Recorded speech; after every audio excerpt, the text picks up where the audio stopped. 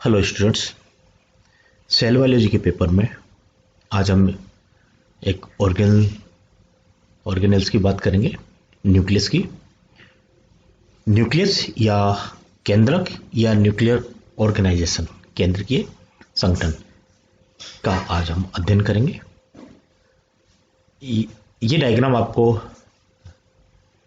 Nuclear का clear एक diagram आपके सामने है, जिसके अंतर्गत हम सामान्य तौर पे यहाँ आप देखें कि ये डबल मेम्ब्रेन स्ट्रक्चर घिरा हुआ केंद्रक है। ठीक है, ये न्यूक्लियर मेम्ब्रेन, जिसे न्यूक्लियर मेम्ब्रेन कहते हैं, और इस न्यूक्लियर मेम्ब्रेन से एंडोप्लाज्मिक रेटिकुलम लगी हुई है।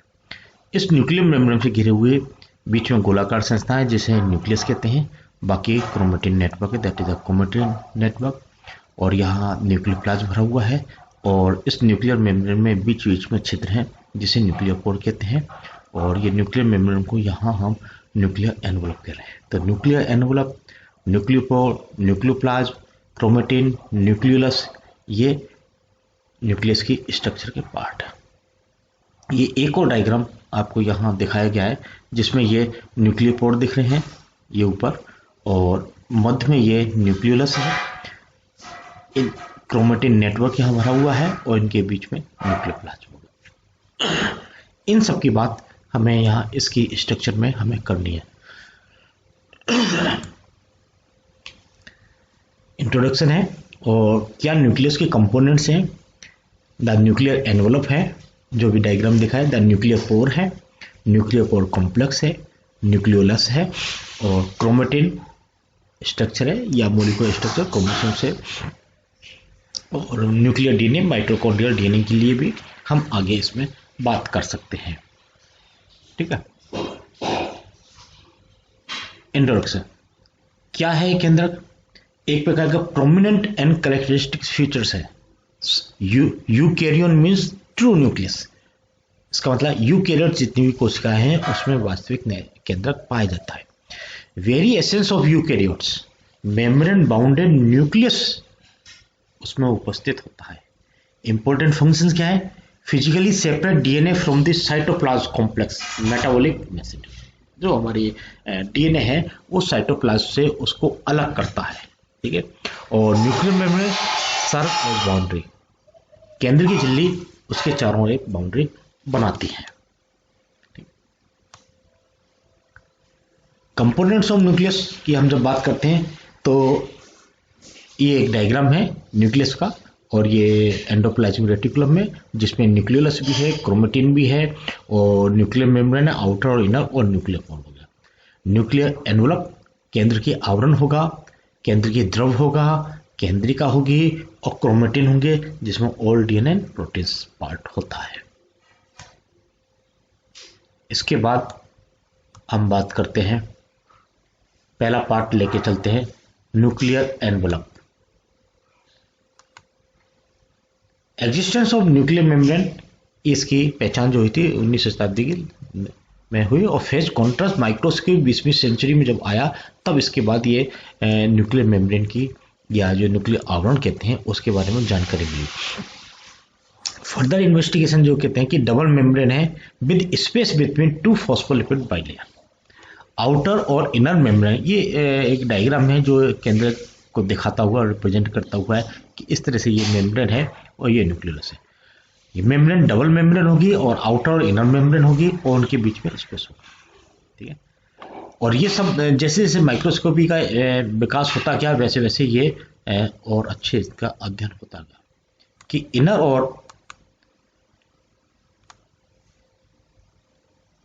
Inner and outer nuclear membrane है। इस डायग्राम में आप ध्यान दें, ये आउटर मेम्ब्रेन है, ये इनर मेम्ब्रेन है। आउटर मेम्ब्रेन, इनर मेम्ब्रेन, इन दोनों के मध्य में पेरी न्यूक्लियर स्पेस होगा, that is inner and outer nuclear membrane with perinuclear space.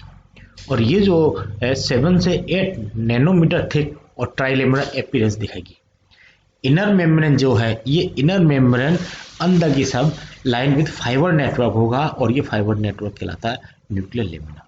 ये एक अलग प्रैक्टिस और यहाँ देखने को मिलता है कि न्यूक्लियर लेमिना जो है इंटरमीडिएट फिलामेंट्स के रूप में है, कॉल्ड एज लेमिन्स प्रोटीन्स कहलाता है। Nuclear lamina support to nuclear envelope, इसको सपोर्ट करता है। And attachment site for chromatin, और क्रोमेटिन को अटैचमेंट, इन दोनों के मध्य में ये उपस्थित रहता है।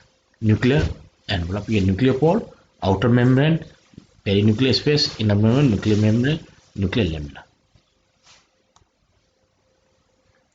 आउटर मेम्ब्रेन जो होगी ये कंटिन्यूस होगी एंडोप्लाज्मिक रेटिकुलम के द्वारा, और यही एंडोप्लाज्मिक रेटिकुलम के ऊपर राइबोसोम्स लगेंगे जो कि प्रोटीन फैक्ट्री है। और आउटर इनर मेम्ब्रेन के बीच में जो स्पेस है 20 से 40 नैनोमीटर कंटिन्यूस होगा बेस सिस्टर्नी ऑफ एंडोप्लाज्म। ये न्यूक्लियर स्पेस इसके साथ साथ इसमें भी आ जाएगा एंडोप्लाज्मिक रेटिकुलम। और मैट्रिक्स जो है that is shape of nucleus, ये इस पे किस तरीके का न्यूक्लियस का शेप होगा ये इसमें मालूम पड़ेगा। न्यूक्लियर पोर, केंद्र की आवरण में न्यूक्लियर एनवलप जो कहते हैं वो कंटिन्यूस नहीं होती, बीच बीच में उसमें छिद्र पाए जाते हैं जिनको न्यूक्लियर पोर कहते हैं। और ये most distinctive feature of nuclear envelope है।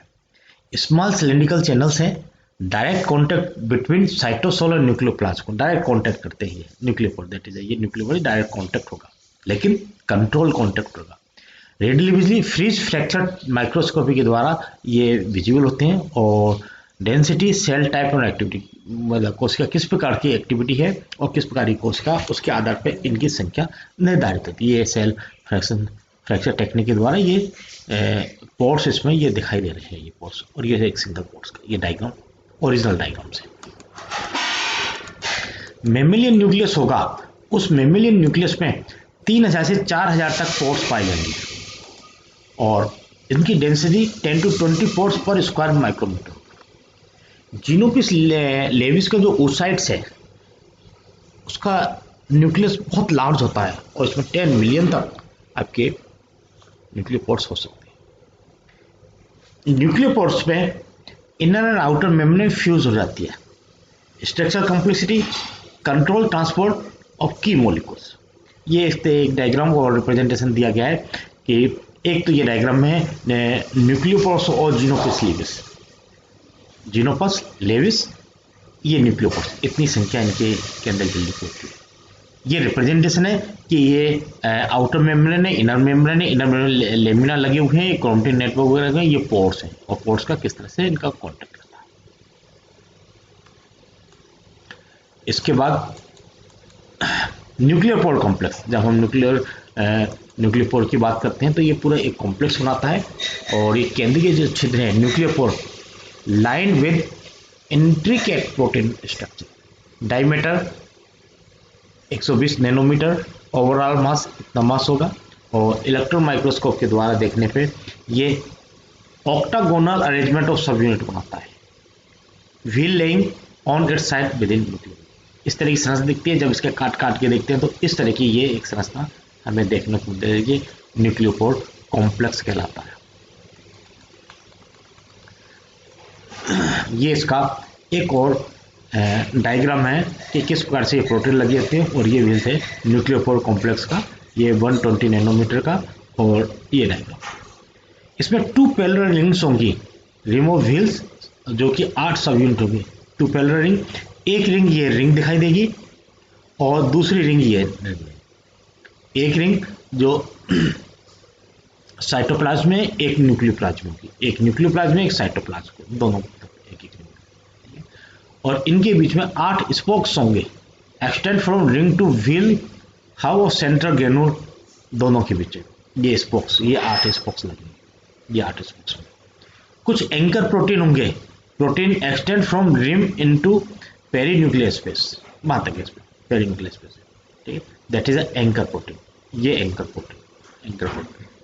और कुछ फाइबर्स होंगे extend from ring to cytosol और न्यूक्लियोप्लाज्म, दोनों के ये जो बास्केट है, ये बास्केट बनेगी, इस बास्केट में ये प्रोटीन होगा।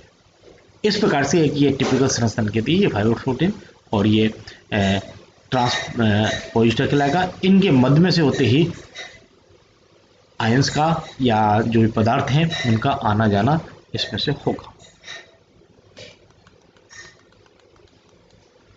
Transport across nuclear envelope, enzyme और प्रोटीन है replication transcription must be important from cytoplasm.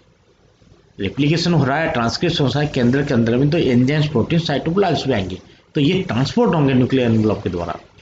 और RNA ribosome for protein synthesis cytoplasm must be obtain from nuclear. Protein synthesis cytoplasm में हो रहा है, तो उसके लिए आरएनए और राइबोसोम जो कि केंद्रक में बन रहे हैं वो केंद्रक से बाहर जाएंगे, साइटोप्लाज्म में जाएंगे। तो ये दो तरह की चीजें, एंजाइम और प्रोटीन तो जो रेप्लिकेशन ट्रांसक्रिप्शन से रिलेटेड है वो साइटोप्लाज्म से केंद्रक में आएंगे, और आरएनए राइबोसोम जो है वो प्रोटीन सिंथेसिस साइटोप्लाज्म में हो रहा है, इसलिए वो केंद्रक से साइटोप्लाज्म में आएंगे। ये दोनों काम न्यूक्लियर एनवेलप काम है। ये डायग्राम दिखाया न्यूक्लियर एनवेलप का, किस तरह से प्रोटीन्स का आना जाना, एंजाइम्स का आना जाना, आरएनए राइबोसोम्स का आना जाना इसमें लगा रहेगा। इसके बाद बात करें कि राइबोसोम जो है partially assembled in nucleus subunit RNA protein for protein synthesis cytoplasm में subunit combined to form functional ribosome. इस प्रकार से ये 3000 4000 न्यूक्लियर स्पोर्ट्स हैं, और ये ट्रांसपोर्ट रेट पे अपन को नहीं जाना, लेकिन वे ये कि इनका यहाँ से यहाँ ट्रांसफर होता है। Passive transport of small molecules का पैसिव ट्रांसपोर्ट होगा, और इसके द्वारा apart from macromolecules pore allow small molecules aqueous channel से ये न्यूक्लियोपोर के द्वारा इनका मैक्रोमोलिक्यूल्स हैं और कुछ स्मॉल मॉलिक्यूल्स भी इनके द्वारा जाएंगे। एक्वस चैनल है डायरेक्ट कॉन्टेक्ट साइटोसोल और न्यूक्लियोप्लाज्म है, परमिएबल टू स्मॉल मॉलिक्यूल्स और nucleoside triphosphate required for DNA and RNA synthesis diffuse freely through pores. ये इनके द्वारा इन पोर्स के द्वारा जाएंगे, और स्मॉल मॉलिक्यूल से वो मेटाबॉलिक पाथवे के अकॉर्डिंग है। At 9 nanometer channel between the spokes and 9 nanometer channel at central transport। ये चैनल बने हुए, इन चैनल के द्वारा ये इसमें से ये प्रोटीन मैक्रोमोलिक्यूल्स होकर जाएंगे जो कि इन झिल्ली के न्यूक्लियर एनवेलप के द्वारा नहीं जा पा रहे थे, वो इन पोर्ट्स के द्वारा इसमें ये पैसिव ट्रांसपोर्ट है, इसमें ये पैसिव ट्रांसपोर्ट। इसके बाद इसका अगला पार्ट आता है न्यूक्लियोलस। न्यूक्लियर ऑर्गेनाइजेशन, न्यूक्लियोलस जो होगा मध्य में, केंद्र के मध्य में एक गोलाकार संरचना होती है जिसको केंद्रिका बोलते हैं या न्यूक्लियोलस बोलते हैं। ये क्या है? ये राइबोसोम फैक्ट्री है, लार्ज है, प्रोमिनेंट स्ट्रक्चर है, और इसकी मेम्ब्रेन नहीं होती इसके ऊपर। इलेक्ट्रॉन माइक्रोस्कोप के द्वारा देखने पे हमें ये देखने को मिलता है कि ये फाइब्रिल कंपोनेंट्स है जिसमें डीएनए होगा प्लस आरएनए होगा, और डीएनए में कुछ जीन्स होंगी, आरएनए के लिए जीन्स है, NOR nuclear organisation. RNA is RNA होगा, सिंथेसाइज प्रोसेस होगा, डेंस एरिया होगा, ट्रांसक्रिप्शन गोइंग। ये न्यूक्लियस की विशेषता है। ये ग्रेनुलर कंपोनेंट्स है जिसमें आरएनए मॉलिक्यूल्स पर प्रोटीन्स होगा, ठीक है। फॉर्म्स राइबोसोमल सबयूनिट है। Size correlated with labour activity, किस तरह की एक्टिविटी है उसी हिसाब से इनका साइज छोटा बड़ा हो सकता है। Cell having high rate of protein synthesis, तो मैनी राइबोसोम इतने न्यूक्लियस पर होंगे। मेन डिफरेंस ग्रेनुलर कंपोनेंट्स यहाँ प्रेजेंट होगा। During cell division condensation of chromatin into compact chromosome. ये जो ग्रेनुलर कंपोनेंट्स की बात कर रहे हैं, ये न्यूक्लियोप्लाज्म की बात है कि न्यूक्लियोप्लाज्म में किस तरीके का ये कंपोनेंट्स होगा और क्या क्या इसमें भरा हुआ होगा क्रोमेटिन नेटवर्क के अलावा। और ड्यूरिंग सेल डिवीजन है कंडेंसेशन ऑफ क्रोमेटिन होगा। जब सेल डिवीजन होता है तो जो क्रोमेटिन नेटवर्क है जो इसमें पाया जा रहा है वो कंडेंस हो जाता है, कॉम्पैक्ट क्रोमोसोम्स के रूप में दिखाई देता है, ठीक है। Shrinkage and disappearance of nucleus, के अंदर की झिल्ली डिसअपीयर हो जाएगी और न्यूक्लियस जैसी एक संरचना समाप्त हो जाएगी। आरएनए एंड प्रोटीन डिस्पर्स होंगे, डिग्रेडेड होंगे। आफ्टर माइटोसिस क्रोमेटिन अनकोइल्स होगा, nuclear organization loop out, RNA synthesis resume होगा। Many tiny nucleoli visible fusion become large nucleus, फिर दोबारा एक सेल डिवीजन के दौरान न्यूक्लियस का डिसअपीयरेंस होगा, फिर दोबारा न्यूक्लियस अपीयर होगा। इस तरह का ये प्रोसेस चलता रहता है। क्रोमेटिन नेटवर्क हमें बीच में देखने को मिलेगी। तो क्रोमेटिन नेटवर्क कहते हैं, ये इसको मोलिकुलर स्ट्रक्चर ऑफ क्रोमोसोम्स कहते हैं। तो यूकैरियोटिक क्रोमोसोम्स में 2 ब्रॉड कंपोनेंट्स होते हैं।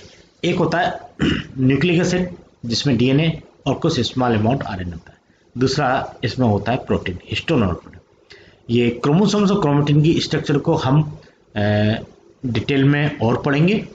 यहाँ केवल इतना जान लें कि क्रोमेटिन जो नेटवर्क है, यू क्रोमेटिन और हेट्रोक्रोमेटिन 2 रूप में उपस्थित होता है, और इन दोनों की जो विशेषता है वो इस तरह से डिफरेंस है इन दोनों में कि यू क्रोमेटिन जो है लाइटली स्टेनिंग रीजन है, जो हल्का होगा, और हेट्रोक्रोमेटिन डायरेक्टली स्टेन लेगा।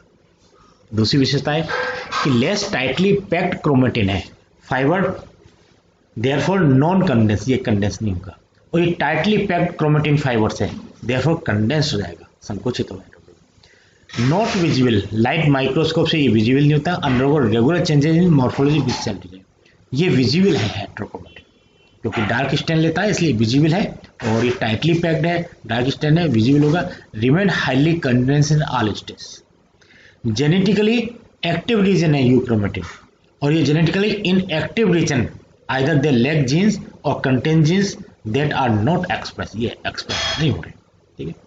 Euchromatin replicate earlier during S phase और जी और सी रिच होता है, जबकि हेट्रोक्रोमेटिन जो है replicate letter during S phase A T rich. तो यूक्रोमेटिन की जब बात करते हैं तो ये जेनेटिकली एक्टिव रीजन है, और ये जेनेटिकली इनएक्टिव रीजन है, या कंटेन जीन्स है जो एक्सप्रेस नहीं हो रहे। इसमें एक डायग्राम और मैं यहाँ आपको बताना चाहूँगा कि जब हम न्यूक्लियस स्ट्रक्चर फंक्शन देखते हैं तो हेट्रोक्रोमेटिन जो है टू कॉम्पैक्टेड होगा, ट्रांसक्रिप्शनली इनएक्टिव होगा, ये ट्रांसक्रिप्शनली इनएक्टिव हेट्रोक्रोमेटिन जो कि डार्क स्टेन द्वारा दिखाई दे रहा है। और यूक्रोमेटिन जो है, यूक्रोमेटिन इसमें हल्के उसमें दिखाई देगा, तो वो कैन बी ट्रांसक्रिप्शनली एक्टिव, ये ट्रांसक्रिप्शनली एक्टिव। ये एक डायग्राम है जिसका रिप्रेजेंटेशन है, और ये ओरिजिनल डायग्राम है जिसमें ये आपके न्यूक्लियोलस यहाँ दिखाई दे रहा है, बीच में न्यूक्लियोप्लाज्म है, ये न्यूक्लियर एनवेलप है, और ये क्रोमेटिन नेटवर्क है। जो डार्क दिखाई दे रहा है ये आपका हेट्रोक्रोमेटिन है, और यूक्रोमेटिन जो हल्का लाइट कलर ले रहा है जो ट्रांसक्रिप्शनली एक्टिव है। इस प्रकार से ये इसके न्यूक्लियोप्लाज्म और क्रोमेटिन नेटवर्क की बात है। और ये न्यूक्लियर एनवलप और लेमिना में हमने बात कर ली कि इस प्रकार से एक डायग्राम और आपको मैं यहाँ के लिए दिखा दूँ कि ये न्यूक्लियर मेम्ब्रेन है, और ये इनर पार्ट है जहाँ न्यूक्लियर पार्ट है, दैट इज द लेमिना। ये न्यूक्लियर पोल लगे हुए हैं, न्यूक्लियर पोल कॉम्प्लेक्स, ये लेमिना लगे हुए, ये लेमिना। इस तरह की संरचना देखने को मिलती है जिसमें न्यूक्लियर पोल यहाँ उपस्थित होते हैं, और ये हेट्रोक्रोमेटिन यहाँ जो डार्क दिखाया है दैट इज द हेट्रोक्रोमेटिन। इनके बीच बीच में यूक्रोमेटिन होगा, मतलब हेट्रोक्रोमेटिन का पार्ट ज़्यादा दिखाई देता है, यूक्रोमेटिन यही हेट्रोक्रोमेटिन यूक्रोमेटिन बाद में कंडेंस होकर क्रोमोसोम्स का रूप ले लेते हैं। ये न्यूक्लियर लेमिना है। न्यूक्लियर लेमिना इस डायग्राम में इस जगह देखने को मिल रही है, that is the nuclear lamina. ये काट काट के दिखाया गया, ये पोर्बोस है न्यूक्लियर लेमिना, ये न्यूक्लियर लेमिना ये देखने को हमें मिल रही है। और ये लेमिना जो है न्यूक्लियर लेमिना फिलामेंटस प्रोटीन इन इंटरमीडिएट फिलामेंट, ये फिलामेंटस प्रोटीन है जो इस प्रकार से प्रोटीन बने हुए हैं जो जुड़ के एक स्ट्रक्चर बनाती है। और न्यूक्लियर पोर के बारे में, ये न्यूक्लियर पोर का बड़ा अच्छा क्लियर कट डायग्राम है कि न्यूक्लियर ऑर्गेनाइजेशन सिग्नल्स के लिए है, और इस प्रकार से ये ट्रांसपोर्टर स्पोक्स है, ये साइटोप्लाज्म फिलामेंट्स है, ये 2 रिंग है, येलो कलर की एक रिंग ये और दूसरी रिंग ये 2 रिंग दिखाई देंगी, ठीक है। एक तो न्यूक्लियर प्लाज्म की तरफ होगी और एक साइटोप्लाज्म की तरफ होगी। ये साइटोप्लाज्मिक पार्टिकल्स कहलाएंगे ये, और ये न्यूक्लियर प्लाज्मिक देखिए, ये न्यूक्लियर रिंग है, ठीक है, न्यूक्लियर लेमिना है, और ये बास्केट कहलाएगी जो स्पोक्स, ये बास्केट, ये न्यूक्लियर पोर की संरचना। इसके साथ ही यहाँ अभी आपको केंद्र की संरचना में केवल केंद्र की संरचना बताई थी, जिसमें न्यूक्लियर एनवलप हो गया, जिसके साथ न्यूक्लियर पोर भी हो गया, न्यूक्लियर लेमिना भी हो गया। दूसरी स्ट्रक्चर आई न्यूक्लियोलाइसिस में, तीसरी स्ट्रक्चर आई क्रोमेटिन नेटवर्क वगैरह, और चौथी स्ट्रक्चर आई इसमें न्यूक्लियोप्लाज्म वगैरह। दैट इज द, ये एक केंद्र की संरचना है और किस प्रकार का इनका फंक्शन है। यहाँ एक और मैं आपको बता दूं कि ये जो न्यूक्लियर मेम्ब्रेन बनती है, इसका काम क्या है कि आनुवंशिक पदार्थ डीएनए को कोशिका द्रव से पृथक और सुरक्षित रखना है। कोशिका द्रव व केंद्रक द्रव के मध्य पदार्थों के स्वतंत्र विनिमय पर नियंत्रण करना है। अनेक पदार्थों की चयनित विधि से अनुमति देना है। कोशिका द्रव एवं केंद्रक द्रव के मध्य पीएच में जो अंतर बनाए रखना है। अपने आवरण पर लेमिले जो हैं एवं वेसिकल्स का निर्माण करके एंडोप्लाज्मिक रेटिकुलम के गठन में भी परिवर्तन करना है। केंद्रक कला की जो बाहरी झिल्ली है, आउटर मेम्ब्रेन जो है, वो विशिष्ट प्रोटीन, एंजाइम्स, प्रतिजैविके एवं अन्य रसायनों के संश्लेषण में भाग लेती हैं। इस पर राइबोसोम संलग्न होते हैं। ये केंद्रक झिल्ली न्यूक्लियर मेम्ब्रेन का काम है। यदि हम यहाँ इसके रासायनिक संगठन की बात करें तो इसके रासायनिक संगठन में